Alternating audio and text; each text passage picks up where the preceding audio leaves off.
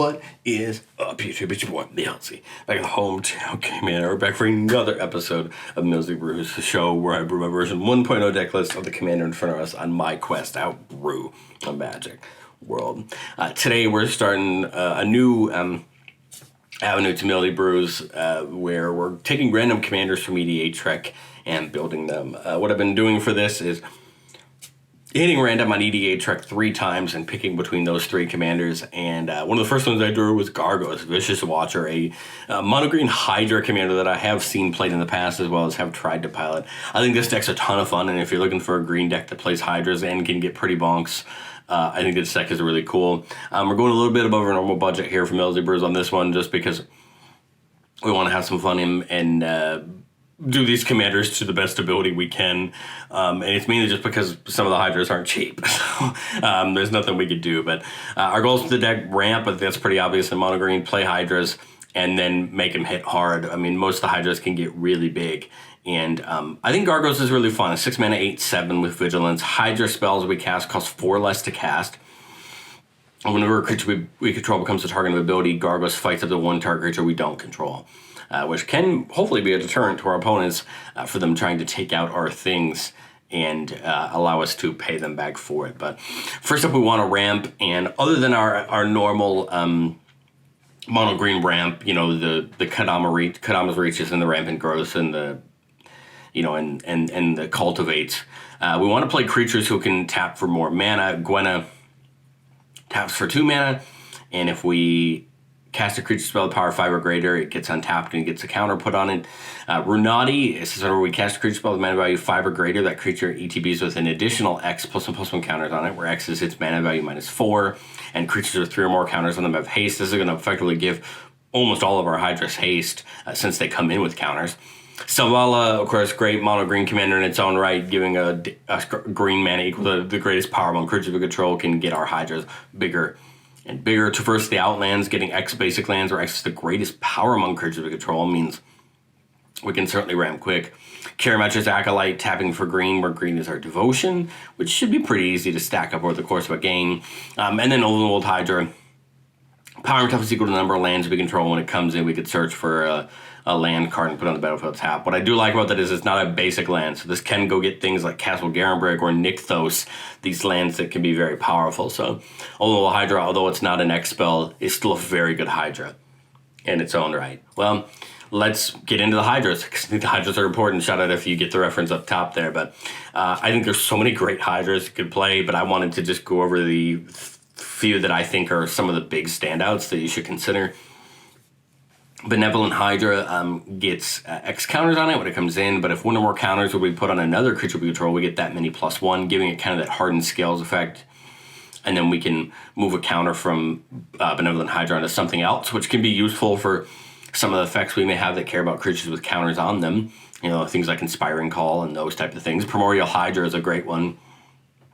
Comes in with X +1/+1 counters on it, and your counters on it double at the start of your upkeep, and it has trample as long as it has 10 or more. It can turn into a pretty big threat for your opponents to deal with. Steelbane Hydra, pay 3 mana and remove a counter from it to destroy an artifact or enchantment, can be some pretty cool removal, as well as just being a really cool Hydra, and just, again, being another one that has a great rate for what you're getting.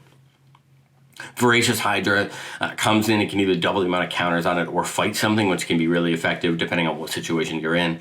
I really like Genesis Hydra. When you cast it, you reveal the top X. You can put a non-land permanent with mana value X or less among them onto the battlefield. I like Genesis Hydra for trying to find our key enchantments we have in the deck, like Unbound Flourishing or Garruk's Uprising or Unnatural Growth. These things are just going to make our creatures bigger, and maybe we can get them for free off one of our Hydras. And then Hungering Hydra. Can't be blocked by more than one creature, and when it's dealt damage, you put that many counters on it, so if it lives combat, it's just going to get bigger and bigger and bigger. Well, as far as getting more counters, there's a couple ways to do it. We have things like Unbound Flourishing, which would double the cost of X when we cast our Hydras, which is really darn important. We have things like Branching Evolution to give double the +1/+1 counter. Same thing with Vorinclex, giving double the counters, and actually Vorinclex will have the amount of counters rounded down onto our opponent's things, which can shut off some counters decks if they're not careful. Vorinclex is one of those cards that if you're playing a counter deck, you really want on your side of the field, but you really don't want to see on your opponent's side of the field, and it's well worth the price tag in a deck like this. And obviously, once we get our Hydras down and get them working, we want to go with Stompy, pure mono green Stompy. So we're going to use things that give trample, like Nalia, God of the Hunt, and Garruk's Uprising. Garruk's Uprising does have the upside of drawing us some cards, and those Hydras come in, which can be pretty great on natural growth. Just doubling all of our creatures' power and toughness at the beginning of each combat can make them both great attacking and blocking threats, which is important to remember. But it's not just that. We can use something like Boxing Ring. Whenever a creature comes in, it fights up to one target creature you don't control, which can be pretty cool, and you can get a treasure off of it if you fought. Zopendrill is a very similar thing to a natural growth, where you just double the power and toughness of each creature you control at the beginning of each combat. Still very good, and we don't mind playing a non-Hydra for that. And then Overwhelming Stampede, one of our classic green finishers, give everything trample and a big buff. So I like the idea of something like Boxing Ring, being able to fight your opponent's things and really take advantage of them having smaller creatures than our Hydras. As long as they don't have anything special like Death Touch, it can probably bully our opponents and get ourselves further to winning in combat. I don't think there's a ton to say here, because I think it's all wrapped up in all your Hydras and getting them down and making them cost less with Gargos. But as I've said before on this show, this is a version 1.0 deck list, which means as we get into testing, we're going to find that maybe some Hydras would be better or worse than we expect, and so we'll want to make some changes. And these are my picks for the top 3 cards I would consider with this deck list when we get into testing. First off, Hydra Broodmaster. 6 mana, 7/7, and when it becomes Monstrous, we make a bunch of Hydra tokens. It's a great ability. It just doesn't benefit as much from that reduction from Gargos. Lifeblood Hydra was very hard to cut. I think there's a lot of really great Hydras, and I just tried to pick Hydras that cost a little bit less, just because Gargos gives us that 4 mana reduction in X, so we want to put as much mana in as we can to get that reduction. And then Vastwood Hydra, whenever it dies, we can distribute a number of counters on it that were on it to other creatures we control, which is a great ability. Again, just trying to find other Hydras that I like a teeny bit better and put them on the list. But again, I really like Lifeblood and I really like Vastwood, and they would be probably one of those first 2 creatures I would consider bringing back in. But let's get to our play test. Keeping a 3-lander with Cultivate and Soul Ring just feels good. Turn 1, we get that forest down into Soul Ring. I'm sure this would anger a table if your table's anything like mine. Turn 2, I kind of like getting Castle Garamir done here. This is a great land, and if you can get 4 mana into it, you get 6 mana out of it to cast creatures. And I'd probably just get the Cultivate out of the way. I mean, Gargos is 6 mana, so we have no reason not to ramp here while we can. And next turn, we'd be able to put Gargos in, which I think is our goal. That was a turn 3 Gargos, and I don't think we're going to take that lightly. Get Gargos down, and now all of our Hydras are costing less, which is a really important ability, because this turn with 7 mana, Ulvenwald Hydra would be 2 mana, meaning we can do Ulvenwald and Nissa, who shakes the world, a planeswalker that can double our green mana every time we tap it, which is pretty darn cool.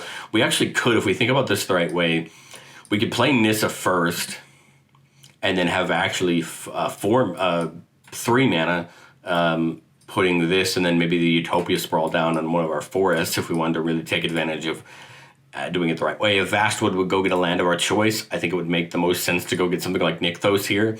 As we build our board state up with Devotion, Nykthos is going to tap for more and more mana. We untap one of our lands with Nalia and make it a creature, just for the purpose of that, and then maybe take a swing with Gargos if we want to here. This turn, we have access to 2, 5, 7, 9, 11, 12 or 13, depending on how we tap there, and then Nykthos, which is tapping for 5, 7, 9 right now. And I kind of like the idea of just going deep into a Hungering Hydra for a bunch of mana.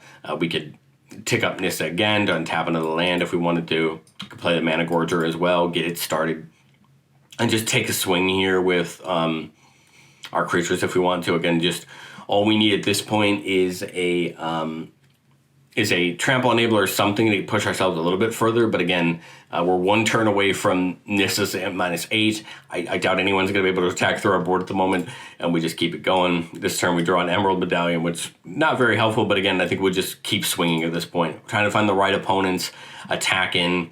Ulvenwald Hydra is a 8/8 right now. Hungering Hydra will have been pretty big depending on what we chose to spend on it. Probably should be somewhere in the 8 to 9 category from what I remember last turn. But again, just keep swinging, and if somebody targets our things, we're going to fight them. This is about the board state I'd expect on average with a couple Hydras. It's just finding that trample enabler to finish out the game. But let me know, what do you think of... actually, you know what? Let's go one more. Let's go one more Gargos, just to see if we can find something different.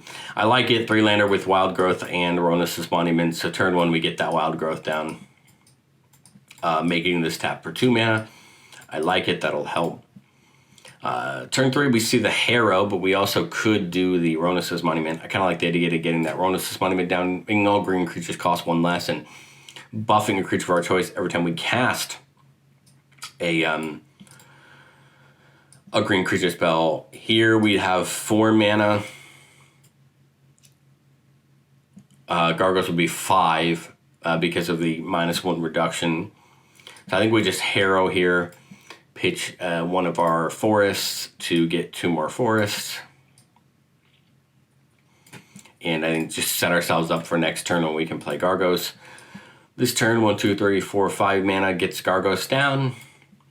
We'll untap for this turn and get another forest down for 6.